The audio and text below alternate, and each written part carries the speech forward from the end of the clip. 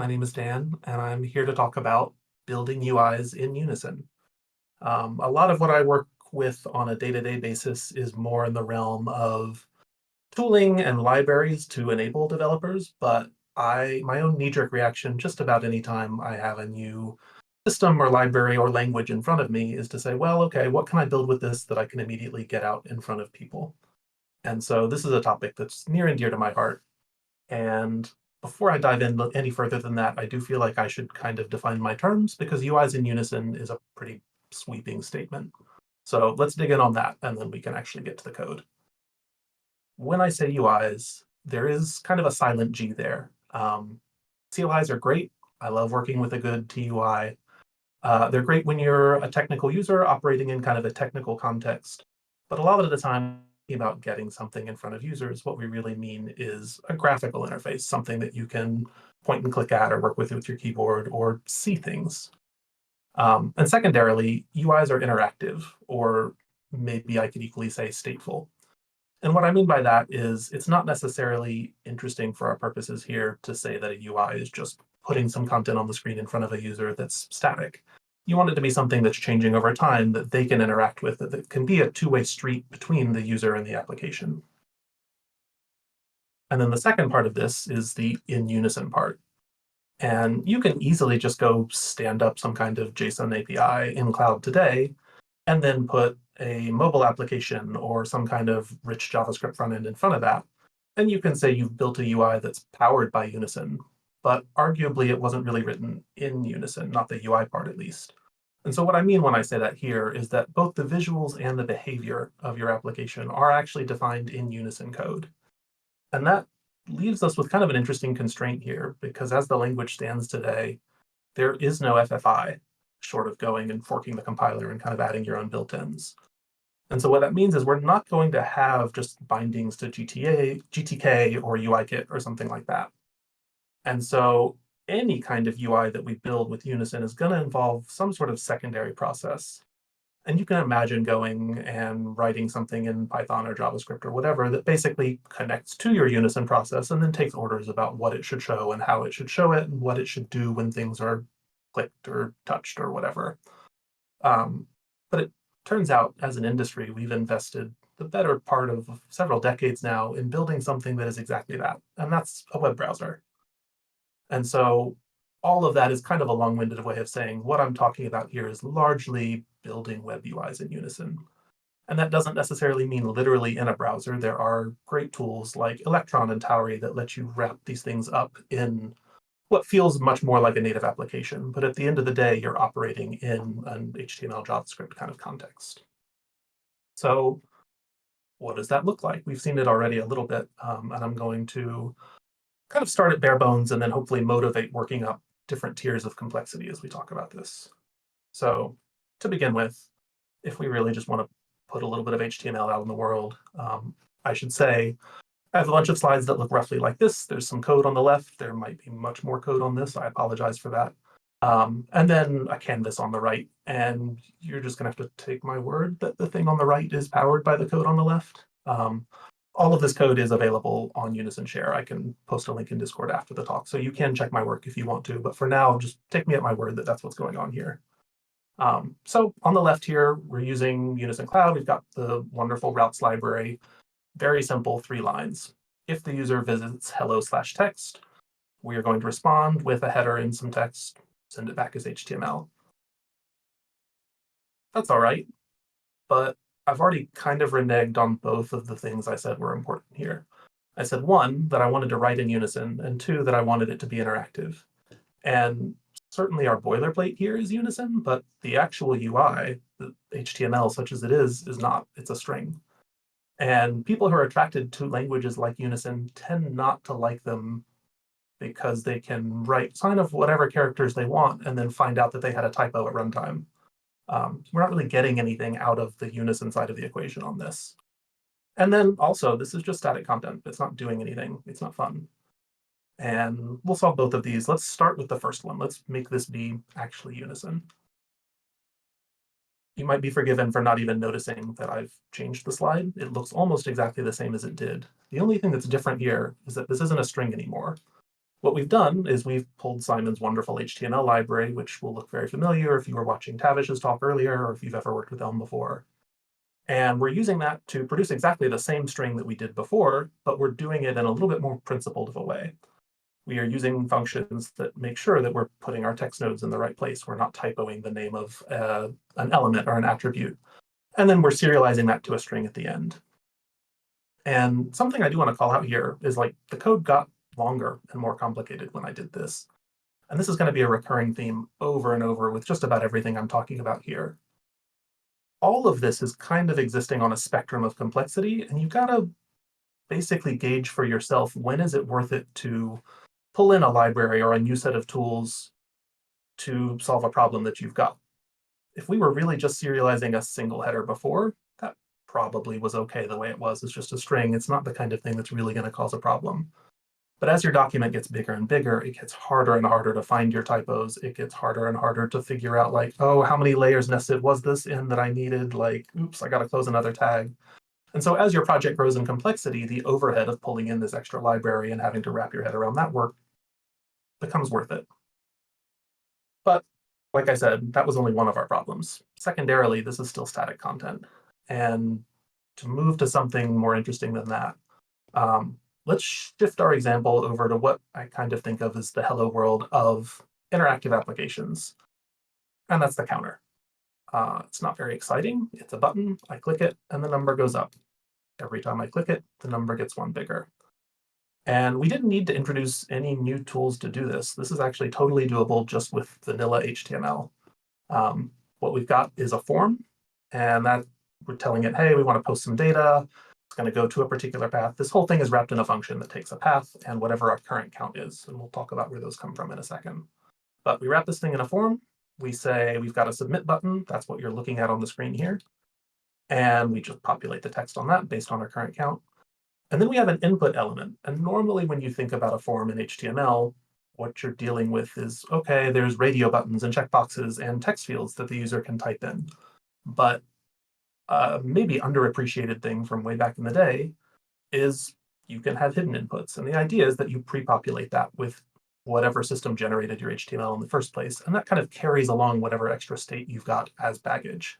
And so here, what we're doing is we're saying, I've got this count data. It's whatever the next value of the counter is going to be. So when we post all of this information to the server, that's going to be our new count. But it's hidden. Don't show it to the user. It's not their problem. It's just an internal thing for me. And so when we click the submit button, what the browser does is it gathers up all of the inputs in the form, bundles them up into a request body, and posts them to a given path. And so if we scroll down here, this is the route that we've got that's powering this. We basically say, all right, anytime you hit the counter URL, we are going to look and see if a count field was included in the form data that looks like a nat. If it was, great, that's where we're at. Otherwise, we're going to default to 0. So when this was initially loaded, it started at 0 because there was nothing in the form body. Now, every time I click this button, we're posting back to the route, the data gets updated, this all happens in a sort of endless loop. And it's maybe worth calling out that this is sort of functional programming 101. We basically have a function here that just takes in some state and spits out a new version of it. And every time you click the button, you're just running that function again. So that is our interactive HTML. We've built a web UI in Unison, kind of. But there's a lot of other stuff out there. I mean, you've already seen a lot of HTMX out there, and things get more complicated than that even. Again, I think it's worthwhile to try and motivate using those things. And this example isn't really it because we've done it pretty cleanly with just HTML. So to go a step further, we first need to take a step back. So to set the scene, it's mid-90s, you're sitting at your desk, you've got some time to kill. There's no Instagram, no TikTok, there's not even necessarily an always-on internet connection.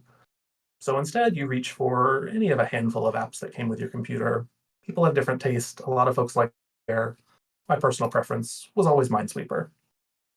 And for this, kind of bills itself as a logic puzzle, and there are elements of that. You're looking on a grid to figure out where there are bombs buried. You find out how many are touching a given cell when you reveal it, or you blow up and die.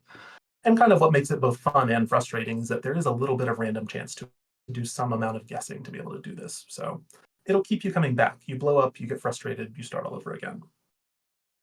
we can build the basic gameplay loop for this using exactly the same technique we already talked about. We've got our body, it's wrapped in a form, it's going to post to our same path, and we have a hidden input element. It has a serialized version of our game state. We're not going to worry too much about the details of that. Again, just take me at my word and somehow turn that into a string. And if we look over here, I can click a cell, things get revealed. This may or may not be picking up over Discord, but you may notice that the screen does flash every time I hit one of those buttons, and that's because it is the entire page reloading each time. But we'll get to that later. For now, everything looks exactly like what we've seen. The one little trick that's different is if we scroll down and look at our board implementation. We have our submit buttons as before, but now this one has a name. And if we scroll down and look at the cell implementation, here it has both a name and a value. And so what we've done is we've made it that depending on how we submit that form, the browser is going to gather up that extra piece of information and include it as well. If we scroll down and look at the actual route implementation, we're checking to see if there was a restart field. We're parsing our game out if we can. And assuming there was a game and it wasn't restarted, that's our state. Otherwise, either the data was malformed or the user explicitly said they wanted to start over. Fine, we just give them a new game. Then we check and see if there was a reveal submitted. That would have come from one of these submit buttons that we pressed. Each one has the value that's just the index of where it is in the grid. So, okay, if that was there, it looks like a NAT, everything sort of checks out, then we're going to make our new game state whatever happens after you reveal that index. Maybe it's you blow up a bomb, maybe it's you revealed something, doesn't really matter for our purposes here. All of that is kind of off in the game world. One way or another, we have a new game at the end of this, and we say, all right, exact same thing we did before. We start from scratch. We say, okay, we're going to generate a bunch of HTML based on this new game state, ship it off to the client. Whole thing works in a loop. Relatively straightforward, but you may have noticed there are a couple of things up here that aren't getting used. And there are some elements of the original game that we quite build with just HTML. And as I said, that's the point. Otherwise, this wouldn't be a very good example. One of them is a timer. So from the moment you first press a button, the game would start counting as the seconds just tick by. And the idea, I guess, there is to either give yourself sort of your own goal to beat or to compare with your friends at the office the next day or something where, oh, I did the intermediate mode in 41 seconds, beat that. The second bit is the ability to flag cells. And so by default, this other indicator would tell how many mines are left that you haven't flagged. By default, in the beginner one, I think there are 10. And so the idea is that as you're clicking around, and there we go, like this is clearly a mine. Up here, things are maybe a little less clear. And if I could right-click one of these buttons and put a flag on it, then I've decided like that one's a mine. As I'm looking at everything else in that area, I can not have to bear in mind that that's what I decided that was. I've got a visual indicator that I made that choice. And each time I place a flag, the counter ticks down to indicate that I'm one closer to having solved it.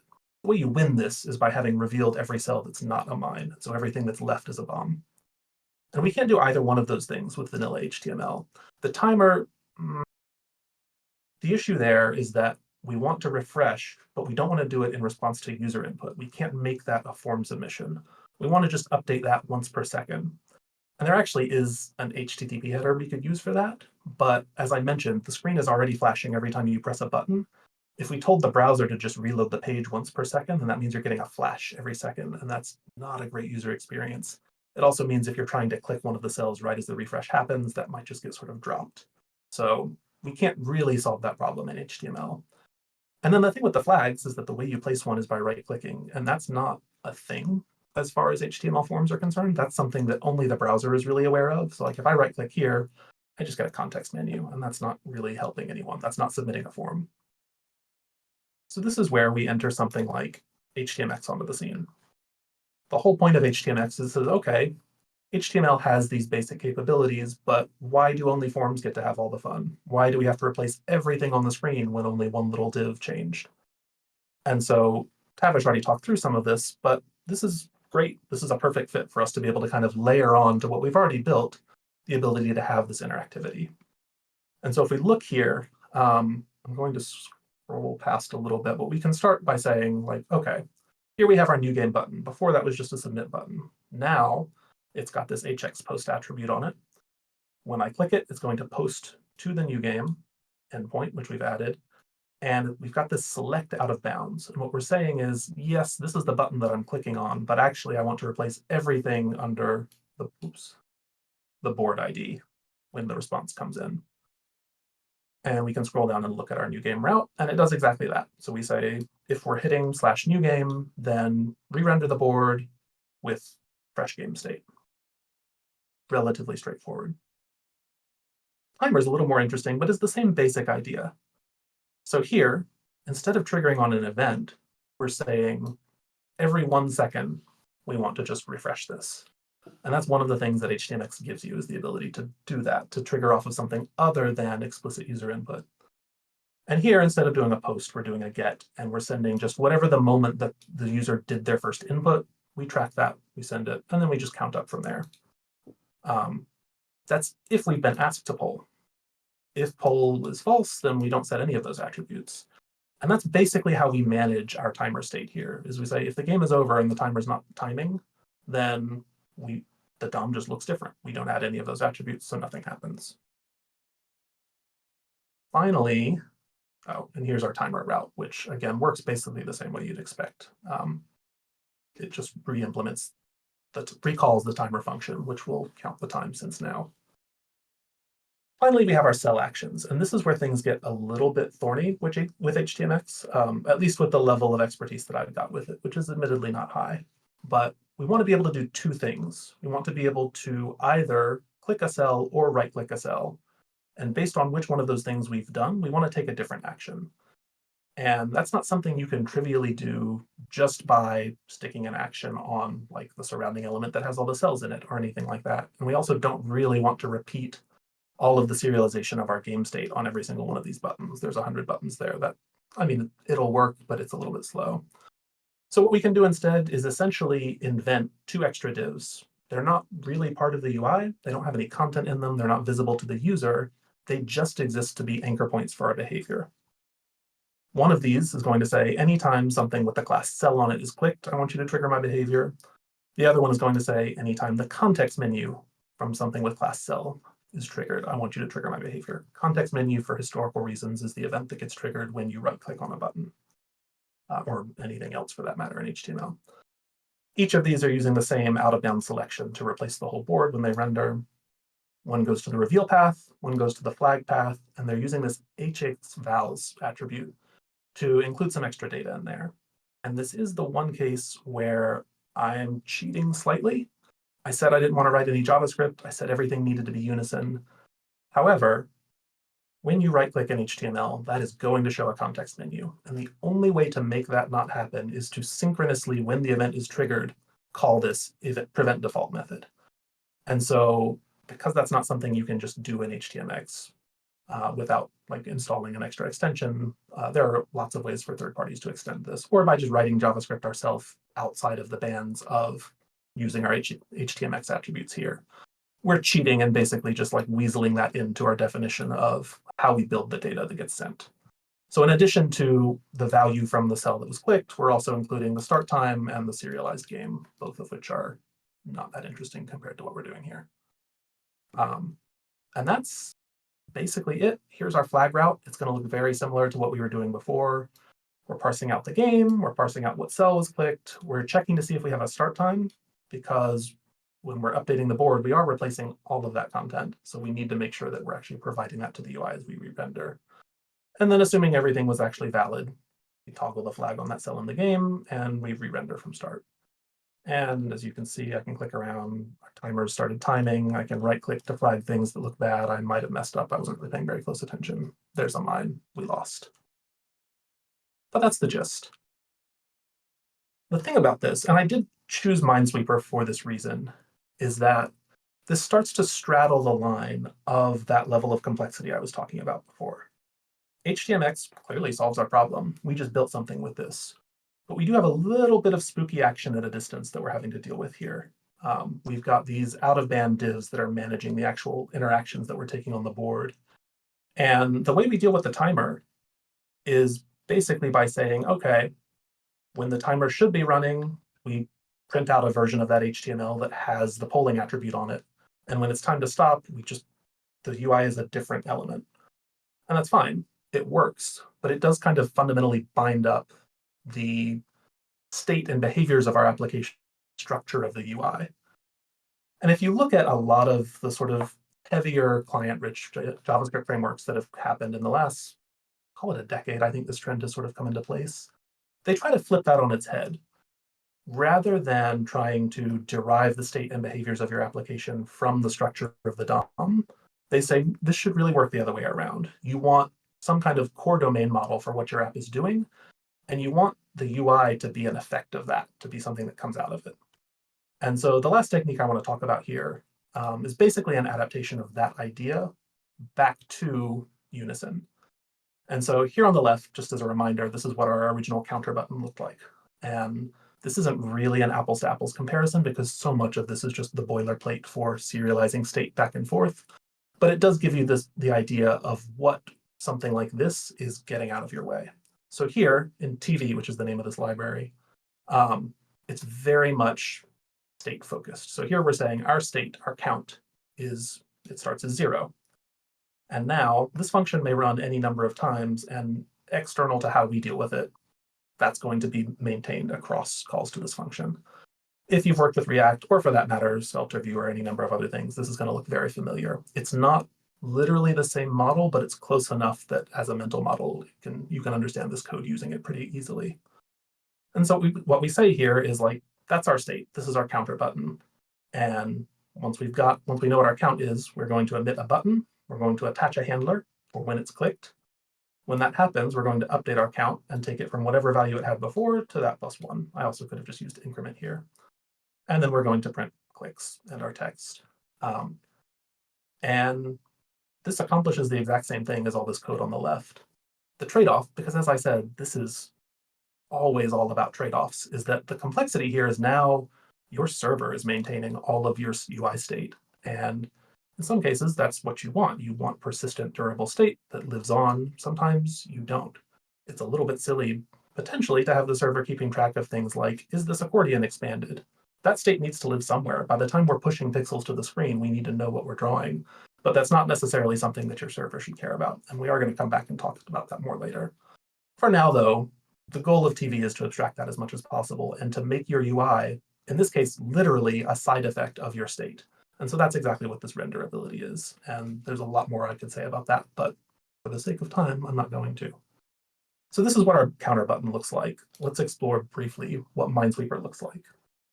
You'll see we start off exactly the same way. We're saying, hey, I have an atom of state that I'm going to care about manipulating over the course of this application's lifetime. Initialize it by calling game.new. And so that gives me the current value of the game, as well as an ability to change that later.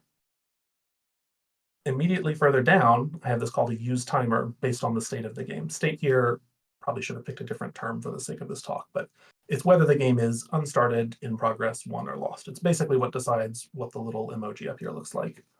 And we'll talk about exactly what use timer is doing in a second, but for now, just take as granted that this elapsed that comes back is just a nat. It's just a number. And so the rest of this UI, I also have a mine count, which is a number. If the game is over, then it's 0. Otherwise, it's 10 minus however many flags the user has placed.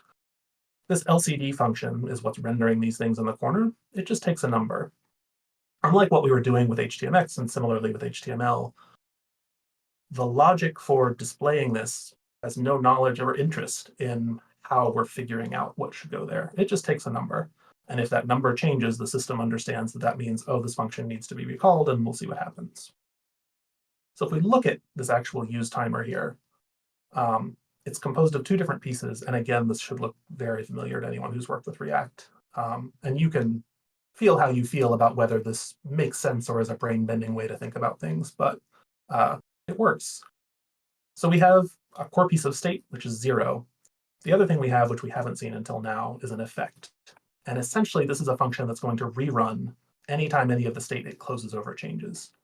In this case, that's that game state that we passed in. So that's in progress, unstarted, won, lost. So when the game state becomes unstarted, we're just going to set our timer back to 0. If it becomes in progress, we're going to basically just enter an endless loop where we sleep for a second, we bump the counter. We sleep for a second, we bump the counter. And otherwise, we're going to do nothing at all. And the way an effect works, the way this is all wired together, is that if a previous iteration of an effect is still running when the new version starts, that gets torn down. So we don't actually have to think about saying, well, this is only looping until it's not in progress anymore. This is fairly declarative when we're saying, if it's in progress, do this forever. If it's not, the system is going to tear that down for you. And what that gives us is the ability to, okay, we've wrapped up all of the logic for how the timer works, how it's tied to the state of the game, put it in this single function, and we just return it as a number without worrying too much about the details. Again, this is leaning very heavily on abilities and how all of that works. Inside this use effect, we don't have the render ability. We can't emit DOM. We have an ability called update instead, which is what's letting us propagate these changes. I can talk about all of that if you're interested. Not here, but in Discord or whatever, you can find me. Finally, we have the cell. The actual logic for the DOM we're emitting here looks essentially the same as what we had before. The only real difference is that TV, as you may have noticed, uses deferred computations for the bodies of its elements rather than putting everything in a list. I personally find that a little easier to work with because I don't need to think about list concatenation or what do I do if there is something there versus a placeholder when it's not, that kind of thing. But the two are essentially the same other than just sort of the ergonomics of it. And we can see, okay, before in the HTMX version, when you clicked a cell, you couldn't actually see that on the cell. That event was managed somewhere else, and you had to just kind of understand that, okay, when this click happens, something is going to hear that and update the DOM accordingly. Here, it's all in terms of our state. We have the game, we have this function we can call that requires our update ability, and we know the index of the cell we're dealing with. And so we can look here for each button that we're emitting, we're attaching a click listener that reveals the cell at that index, and we're attaching a right-click listener that toggles the flag at that index. And everything just kind of works the way you would expect. Okay, so that is TV in a nutshell. As I keep really saying over and over again, these things are a trade-off. There is degrees of complexity that warrant something like having an always open WebSocket to your server, and degrees of complexity that don't. I think something like Minesweeper probably sits pretty evenly in kind of a gray area between the warrants it and doesn't, which is why I picked it for this example. It felt like it would be interesting to build both with HTMX and with TV. But you can easily see lots of projects that would fall on either side of that divide. That said, there are some shortcomings that all of these approaches share. None of them are really a silver bullet for general purpose UI development.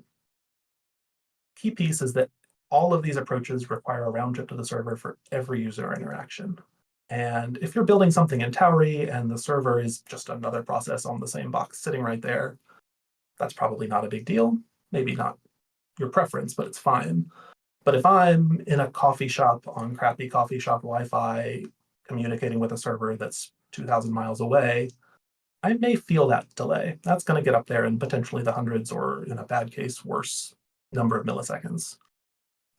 We also are always having to deal with this sort of juggling of ephemeral state. I talked about things like just local UI only state, like is this thing expanded? Are we showing this modal? That kind of thing that really you would never think about trying to make durable. In the HTML and HTMX version of the world, we're explicitly serializing that back and forth. In the TV version, we're not sending it back and forth ourselves, but the server is constantly aware of it. That's the whole model, is that it's running and it knows all of this. And it doesn't really feel like the server should have to care about this. But we set this constraint for ourselves, or I did, at the outset. That is, we really want to do this in Unison. And so this is the part of the talk where I stop having concrete code snippets or even really slide content to talk about and just speculate and talk about how I would like things to work. This gets a lot more hand-wavy. You will see people pretty frequently in Discord ask, like, hey, can we run Unison in the browser? What does that look like? And the speculation usually takes the shape of like something WebAssembly. And you can imagine two paths toward that. UCM itself is written in Haskell and it interprets Unison code. You could imagine trying to compile that or a subset of it to WebAssembly to run in the browser, and then you have a WebAssembly interpreter for Unison. On the other hand, the JIT goes through Racket, and you could imagine saying, no, we don't need UCM in the equation at all. We just, when we emit Racket as part of the JIT, instead of targeting native machine code, we could target WebAssembly and then run that in the browser. And I think technically both of those approaches are probably feasible, but the tooling in both the Haskell and the Racket ecosystems today for doing WebAssembly compilation is not super mature. It's the kind of thing where if you go follow a like 3-foot long wiki page and do a custom build of the compiler, you can get hello world working. But if you have an actual grown-up project with lots of dependencies and a complex set of sort of like build interchange tooling, that's not necessarily going to be something you can easily do. It's certainly not as simple as just like setting a flag and moving on. So it's a hard problem, but there does seem to be appetite for solving it. As I said, this comes up in Discord constantly. I've seen chatter about it today during the conference. But there are also other languages out there like PureScript and Elm, as well as projects like Scala.js and FBTS or Fantasyland that demonstrate that people would like to be able to do this kind of development for the browser. FBTS, for those who don't know, is TypeScript is obviously a very different sort of development experience than you get with a language like Unison or Elm. But there is a subset of that community that really wants monads for everything they do and all of the rest of the kind of type class hierarchy that you're used to. And so it's clunky and it's uncomfortable, but you can kind of emulate most of it in the TypeScript type system. And there is a real group of people out there who are doing it because that's what they want. So I think Unison in the browser could be super nice to have. It solves these kind of complaints that I had on the previous slide about, okay, you've got latency to deal with and you've got state that you're having to juggle back and forth. But that's actually only sort of part A of the value I see in here. There's something that goes way beyond that, that to me is really sort of the huge, like, oh, this is what sells me on it. If you look at React, which is sort of the juggernaut in the front-end engineering space, if you're doing these rich client applications, and in particular at Next.js, which is kind of the premier framework for building React apps today, they're evolving toward this sort of hybrid client-server model. And the thing with that is that they've recognized some of the downsides of having these like super heavy client applications is that, okay, they take forever to load. You have this really complicated build system. Anytime you change something, you're busting the cache and everybody needs to reload all of these assets from scratch. If you're on like a slow mobile connection, that's terrible, blah, blah, blah. Bad for SEO. There are a lot of reasons to be careful about how heavy you're making your payload. But at the same time, people like that model. They like the sort of direct state-driven version of building UIs where you're not thinking about the back and forth. And so this model that they're moving toward differentiates client and server components, but they look very similar. And the principle is that, okay, server components can do asynchronous things, and they're likely running in your data center, so they've got snappy access to all the other services where your data lives, and they can use that to lay out the baseline of your application. And then client components are what actually get shipped over the wire to the browser. They run the last mile. They set up user interaction. Each of these things have different abilities that they're able to perform, and that word is appropriate, which I'll get to in a second. But the idea is that they feel very similar. But part of the problem with the fact that they feel similar is that it's very easy, particularly for a newcomer, to mess that up, to try and use a feature in a server component that, oops, that's actually only available when you're running in the browser, or vice versa. The other piece is that the whole thing is meant to feel like a single component hierarchy, but there is a boundary that you cross when your last server component renders your first client component. And that looks essentially the same in your editor when you're doing it on screen. But what happens at runtime is that's sort of the breaking point. And all of the properties that the parent is passing to the child there need to be JSON serializable because they're going to get sent over the wire. And as much as they're trying for this sort of uniform, seamless experience, that's something the developer has to be aware of. They need to be aware of the serialization layer and how it all fits together. And you don't really have to squint your eyes or turn your head too hard to see how both of these things are exactly in Unison's wheelhouse. All of Unison's whole code-based model is this idea that like, oh yeah, you just ship it from place to place, don't worry about it, it's all serializable, it's fine. And this notion of like, yeah, code is running in different places and you want it to be able to collaborate with itself, but different places have the ability to do different things.